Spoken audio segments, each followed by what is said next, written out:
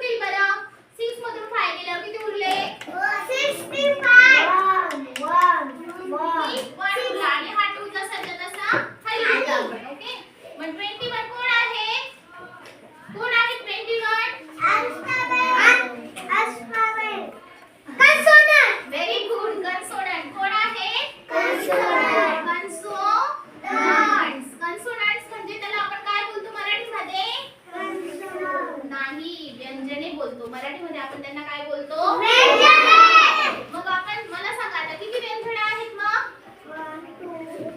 21 5 6 7 8 9 10 11 12 13 14 15 16 17 18 19 21 म्हणजे 21 कन्सोनंट आहे. ओके, आता आपल्याला यांचे उच्चार शिकायचे. जे हे 5 स्वर आहेत ना त्यांचे उच्चार पण आपल्याला शिकायचे. पहिले आपण काय करू, तुम्हाला इंग्लिश व्यवस्थित वाचता यायला पाहिजे. त्याच्यासाठी आपल्याला हे जे कन्सोनंट आहेत ना त्यांचे उच्चार, ओके, प्रोनाउन्सिएशन आपल्याला शिकायचे.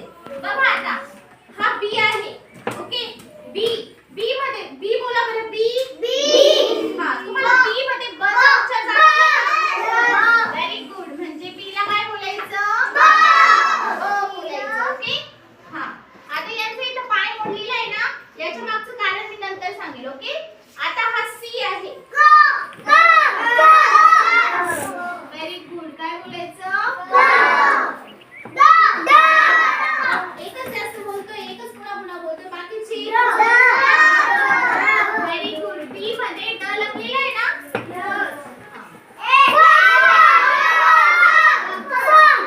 एफ मध्ये कोण लपलंय? Very good.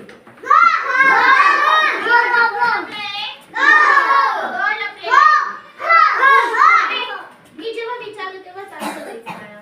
आता हा कोण आहे? एच ला काय बोलायचं मग? काय बोलायचं त्याचा उच्चार? आता मुली सांगतील काय बेटा हा? जे चा उच्चार काय करायचा? ज करायचा. Very good. हा कोण आहे? के चा उच्चार काय करायचा? Very good. मी ज्याला विचारले त्याने आता आन्सर द्यायचं. ओके, हा काय बेटा कन्सोनंट कोणता आहे? हा सांग बरं. उभं राहा, स्टँड अप. हा काय बोलता याला? एल. Very good. मग एल मध्ये कोण लपलेला आहे? एल. कोण लपलाय त्याच्यामध्ये? कोण बोललेलं? Very good.